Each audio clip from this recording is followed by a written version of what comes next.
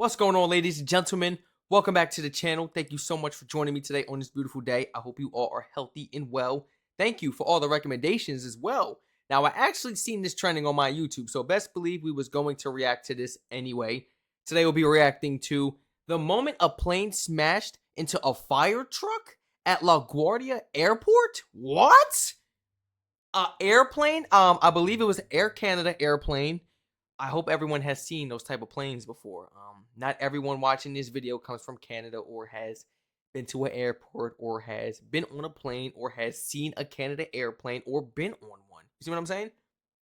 So I completely understand. But I have seen a few pictures and I've seen them, throughout the videos we have been reacting to previously. And this is crazy. Now, I believe both pilots actually lost their lives, but they saved the passengers. So this was a very heroic act, putting your life on the line and risking it, knowing that, hey, I don't know how the story went, but I'm just assuming, knowing, hey, I don't know. Maybe if we point our nose or if we lean down more this way and we sacrifice 2 of our lives, we may be able to save everyone on this airplane. Now, you tell me, it's a business choice we got to make. And that was a crazy decision that they had to make. Now, I'm not saying that's how the whole thing played out, but I'm just giving an example. Imagine those last few moments knowing yo, they got to put their lives on the line in order to save everyone on this plane, knowing these are the last few moments you have alive. And that's actually really scary. But in the span of an emergency, are you really thinking about that? Or are you more so just jumping to it, basically, without even a thought, you're just doing it because it's a natural instinct. Really does suck that the pilots lost their lives. Seriously, it's a blessing that everyone on board was able to survive. If I'm not mistaken, I believe everyone survived. Maybe a few people were injured, this or that, but I don't believe any of the passengers lost their lives. Now, I'm going off of the information I was giving from my supporters and everything, but we are going to learn more throughout this video, I'm sure. I'm just giving you guys the raw information, the text evidence that I was given. The plane I'm about to show you just crashed. Its nose is sheared right off, slammed into a fire truck. All that equipment hanging out the front, the guts of the plane. Electrical wiring, broken instrument panels, twisted metal. In a moment, I'll show you video of the crash. It's disturbing. Frontier 4195 to stop there, please. Stop, truck one, stop. Stop, truck one, stop. Stop, truck one, stop. How does a crash like this happen in New York City's Oh, he said stop truck. Oh, he said stop truck one. No. Bro, I don't want to see this. He said stop truck one. And I don't think they heard him. Oh my gosh. They didn't even get off the ground. I'm thinking they had to land and they landed into a fire truck? Bro, they didn't even get off the runway. How does a crash like this happen in New York City's most central airport? At least 2 dead, dozens more injured. I'll show you.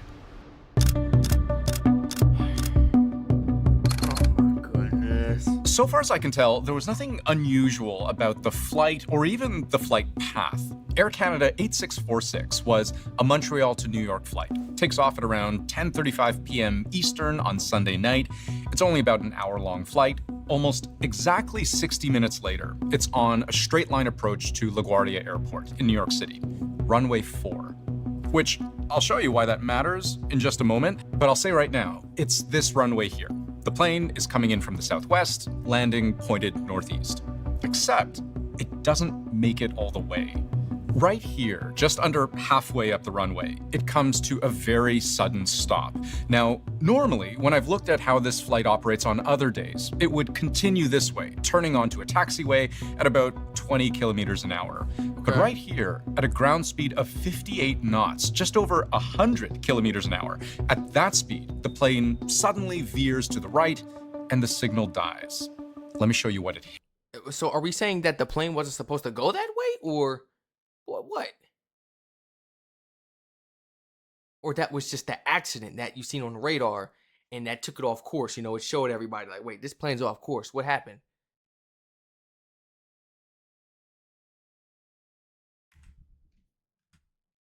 Speed of 58 knots, just over 100 meters an hour. But right here, at a ground speed of 58 knots, just over 100 kilometers an hour, at that speed, the plane suddenly veers to the right and the signal dies. Let me show you what it hit. No. Truck 1 and Company, LaGuardia Tower. Truck 1 and Company. Truck 1 and Company, LaGuardia Tower, requesting to cross 4 at Delta. So what you're hearing there is the conversation between a fire truck operator and LaGuardia Air Traffic Control. Truck 1 speaking with LaGuardia Tower. When the driver is requesting to cross 4 at Delta, he's asking to cross an active runway. Right. Runway 4 using the D taxiway. I dug up this diagram of LaGuardia so I can pinpoint exactly where taxiway D crosses runway 4. Again, just under halfway up the runway. The fire truck is apparently responding to a separate call in a different part of the airport. Someone noticing a strange smell on another plane. So, as is standard protocol, he needs permission from traffic control to get where he's going. And we can hear he gets it. Truck 1 and Company, LaGuardia Tower, requesting to cross 4 at Delta. Truck 1 and Company, cross 4 at Delta. But then, less than 3 seconds later, Oh my LaGuardia Tower gosh. chimes in again. There's been a mistake. Frontier 4195 to stop there, please. Stop, stop, stop, stop, truck 1, stop, stop, stop. Stop, truck 1, stop. Stop, truck 1, stop. Oh my By my count, gosh. that's 11 times in about 11 seconds. Air traffic control is trying to get the fire truck to stop. Oh, God. Oh, my goodness. That's crazy. Bottom line, the warning came too late. Stop, truck 1, stop. Stop, truck 1, stop. Bill 2603, go around, runway heading 2000. Jet 646. Jet 646, I see you collide with a vehicle there, just hold position. I know you can't move. The vehicles are responding to you now. An Air Canada jet has collided with a fire truck on the runway at New York's LaGuardia Airport. The plane was carrying 72 passengers and 4 crew members. Man, the pilots, nobody deserved to die in this situation. It's just a simple mistake, but why didn't the air traffic control have this under control a little bit more? We just told the plane they was ready to go take off. Why you tell the truck that? And they caught on to the mistake. They caught on to it, but it was too late. Those pilots didn't deserve to die. Those people, those passengers didn't deserve this. They're probably traumatized now before they even get off the ground. They probably would never ride an airplane. Who knows what some of these people will do or what they won't do? Because it's like, I mean, we didn't even get in an accident in the air or landing. We didn't even get off the ground. Oh.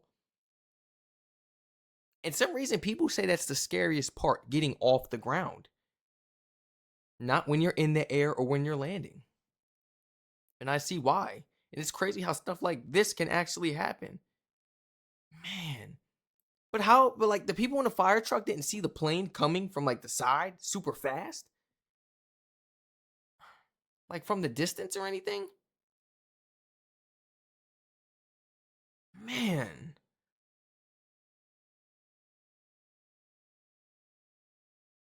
I would have just trusted my gut. Even if, I don't know if the firefighters seen the plane coming and they was like, well, we got the word to go. We're fine. That means we're obviously fine. That plane must not be moving that fast or such and such. You know, he was probably just trusting it. I would have trusted my gut and I would be like, oh, no, never mind. We not going yet. I went right back on that dispatch. Hey, I don't know if this plane, how fast this plane is moving, but y'all got a plane moving on this. And you told me I can go. You told me I can go, man. You know what I'm saying? Because now it's like, come on. That's one simple mistake, and something like this can happen. And we lost 2 pilots, bro.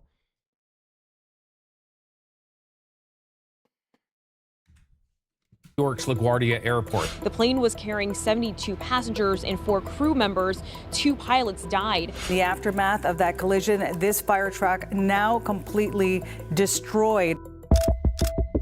Like, what does that feel like, getting hit by a plane?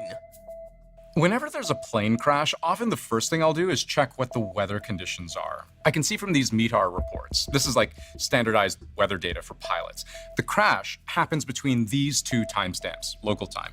First thing to notice, the measurement about 15 minutes after the crash shows marginal visibility, which is not so bad that you can't see anything, but not so great either. So it was operational, but But that was 15 minutes after the crash, though. I mean, well, how drastically can the sky change, like clarity-wise, within 15 minutes? Well, you'd be surprised, Mother Nature.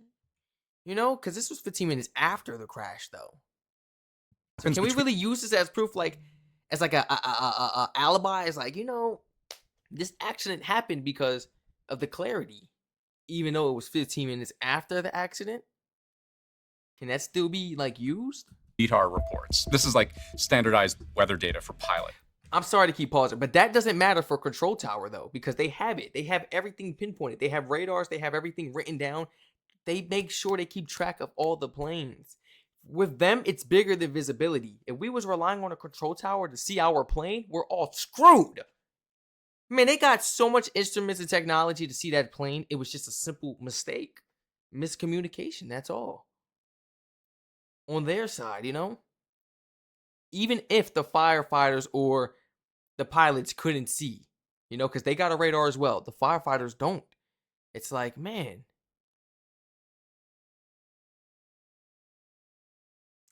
That's unfortunate. That sucks, man. This whole thing sucks. This is really unfair. Really Whenever unfair. there's a plane crash, often the first thing I'll do is check what the weather conditions are. I can see from these METAR reports, this is like standardized weather data for pilots. The crash happens between these two timestamps, local time. First thing to notice, the measurement about 15 minutes after the crash shows marginal visibility, which is not so bad that you can't see anything, but not so great either. so it was operational, but it wasn't great weather. It was kind of marginal weather. It's raining, lightly, and visibility for the pilots about 4 miles out. 7-knot winds, pretty light, and then we can start reading the codes for more hints about visibility. RABR. This is again a reference to rain, and BR is mist. Then we have cloud data. Few clouds at 4,500 feet, broken clouds at 9,000 feet, and overcast at 11,000 feet. Once you go through the overcast layer, there may be other layers in there that are not overcast, that are what we call broken or scattered clouds. But that's good weather. The airplane would be underneath 4,500 feet on the approach. It would see lights of the airport. So it's not the actual cloud cover is not a big deal at all. So it's really not that the weather's not much of a factor in terms of doing the operation. There wouldn't be any sort of flying challenges based on weather that I can see. Yeah, none of the early analysis that I've seen puts any kind of firm blame on the weather specifically. Investigators will interview the people involved to see what, if any, role it did play, but it's worth noting that even in the moment, within minutes of the crash, the air traffic controller himself appears to take the blame. Man, that wasn't good to watch. Yeah, I know I was here. I tried to reach out to my stuff, and we were dealing with an emergency earlier, and I messed up. Oh. And we were dealing with an emergency earlier. I messed up. Because remember, that truck wasn't there for whatever else was going on. That truck was there for a whole entire different reason. Something about some smoke or gas smell or something come from the plane that people were smelling. No. So what does this mean for him? Does he go to prison? Does he go to prison? And of course he loses his job.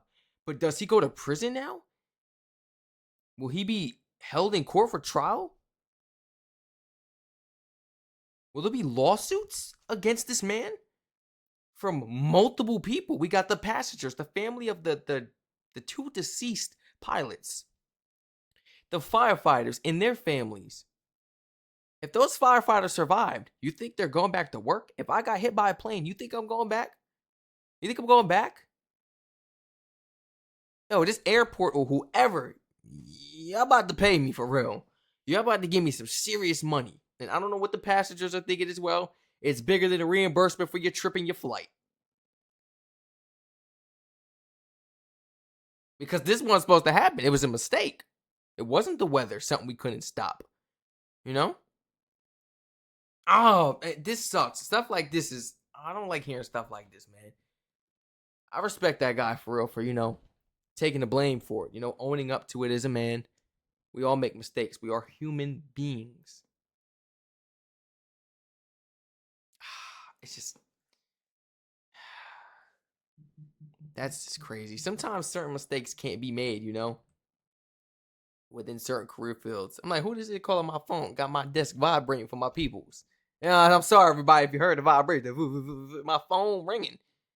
Maybe I should throw it on like the floor or something so don't do it again. Within minutes of the crash. But it's worth noting that even in the moment, within minutes of the crash, the air traffic controller himself appears to take the blame. Man, that wasn't good to watch. Yeah, I know I was here. I tried to reach out to my stuff, and we were dealing with an emergency earlier, and I messed up. No, man, you did the best you could. On that note, the US president has already weighed in on what's happened. He seemed to support the idea that this was a case of human error. Thank you. Thank you. Like I just said, thank you. This might be the only thing I could really agree with him on for that. Thank you. This is probably the only thing we can agree with him on. Yo, y'all gotta turn your volume down. Turn your volume down. I'm sorry if you got your kids in the back, or if it's late at night, or if it's early in the morning, or if you just don't want to hear the yelling, I'm sorry. This is like the only thing we could truly agree with Trump on. It was just a human error mistake. That's it. We are humans, like I just said, and we make mistakes. Certain career fields, you are not supposed to make any mistake. You are to be perfect. But guess what? It still happens. It still happens. And this goes to show no matter how trained or how intelligent, intellectual a human being is, we can still have human error. I hope that guy's holding up well for real, mentally, physically, and emotionally. Seriously, I hope he's able to keep his job. If not, I mean, who knows? Maybe suspended and he can still come back. I mean, even the president said it. Human error. But the job, the company, we they can't risk it again. They might let him go, which I would hate to hear. Seemed to support the idea that this was a case of human error. On the plane crash that happened Terrible. They made a mistake.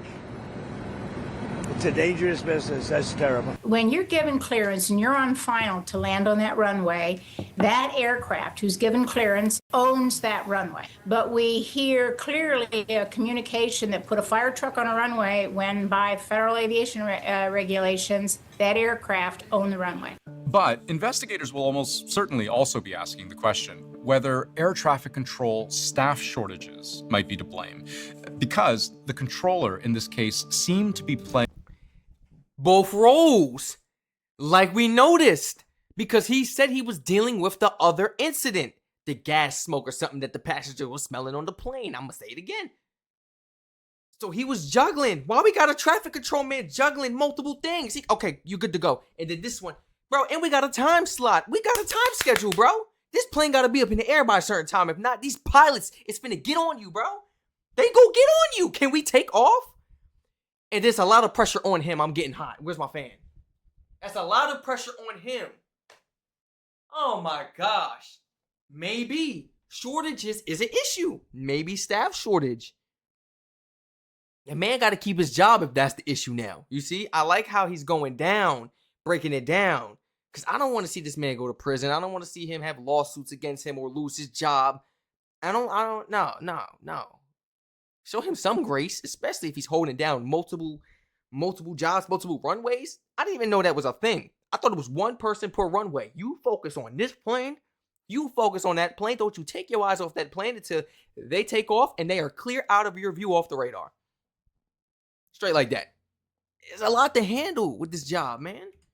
Will almost certainly also be asking the question whether air traffic control staff shortages might be to blame, because the controller in this case seemed to be playing two roles at once, directing air traffic and ground traffic at the same time. Who was doing the talking? What frequency were they talking on? And were the positions that are staffed, that should be staffed at certain levels, were they in fact people in those positions? And that's a key factor in any of these kind of investigations. Were they doing more than they're supposed to do? or was there a coordination issue? For all my years in the FAA, staffing has always been a problem at facilities. They've always seemed to operate at the very minimal staffing amounts. It's always been difficult for controllers to get time off, to get shift changes, and that exists today. As our airports go, LaGuardia is a very well-staffed airport. We're a couple controllers short in total, but it is a well-staffed airport. I've heard the rumor that there was only one controller in the tower, and that's not accurate. Again, I'll underline, this crash just happened. One. If there was one controller in there, yo, if they did the research and investigation, if there was one controller in there, y'all need to reimburse that. Y'all need to give that man something. Go ahead and deal with the families and the people of the pilots and the firefighters. Yeah. But y'all got to give that man some money. Y'all got to give him some money. He don't deserve to work no more for something like this. He don't deserve to work no more. One person? Oh no. If it was. He said it wasn't. Let's see. Let's investigate, huh? It is a well-staffed airport. I've heard the rumor that there was only one controller in the tower, and that's not accurate. Again, I'll underline, this crash just happened. Investigators could take weeks or months to figure it all out. Oftentimes what we learn is information that we have at the start of an incident like this oftentimes is wrong. And so what we think we know right now, that's why it goes to the NTSB. They pressure test it, they investigate it, and then they come out with a report for all of you. But an impact that would cause this kind of damage, it would have been incredibly violent. Some of these airport fire trucks can weigh more than some of these airplanes themselves. The two people killed in the crash, they were the pilots. As for the passengers, there were more than 40 people taken to hospital. Most have already been released. And the people in the fire truck, somehow all alive. Oh, yeah, when you look at the front of the fire truck, that's what I was going to say. Look at the front of the fire truck. It's not smashed up, banged up, nothing. I don't even think the glass was broken. I don't even think the glass was broken. That's how I knew they had to survive. Because I'm like, wait, the whole back is banged up, but the front, they just missed it. If it would have been head on to the front, right on the side, it would have hit that passenger side or that driver's side. You're cooked. You're cooked. Everybody, please share your honest thoughts and opinions down below in the comment section. What do you guys think? Like they said, what we know now may not be what it may seem to be towards the end. It could be something completely different that might be jaw-dropping. Like we don't know. And a lot of times when stuff like this happens, in the beginning, there'll be so many guesses. People be, oh, this or that, or this or that. So many scenarios people come up with. But at the end of the day, it's jaw-dropping. Why? Because the information we end up finding out is completely different from what we knew a month or two before. That we was running with. That we was like, that we swore we knew, And it's crazy, man. Rest in peace to the two lost pilots. I hope everyone is recovering. I hope you all get well very soon. This was horrible. Man, this was horrible. Feel free to like, comment, subscribe, turn all post notifications on. Share your honest thoughts and opinions down below in the comments section. Did you happen to see this in person? Was you in the airport when this happened? Let alone seeing this on a video is shocking enough. I can't even imagine in person. I probably wouldn't even want to get on my plane. And what happens after that? Is it just like, all right, let's pause all flights and takeoffs and landings? Or, we got to keep this show going. So somebody please let me know that as well in the comments, especially if you work within the control tower. Let me know the ins and outs. And is it possible to have one person controlling a control tower? Like, all right, man, I'm going to go on break. I'm going to go on my 30. Can you hold it down? Yeah. And you alone for 30 minutes? I don't care if it's 30 minutes. You are alone in there by yourself controlling it all? That's impossible. Feel free to follow my Twitch and subscribe to all my other YouTube channels down below in the description. I love this channel, man. I really do love this channel. Original video link will be down below in the description. Stay safe. I love you all. And I hope to catch you all in the next reaction video.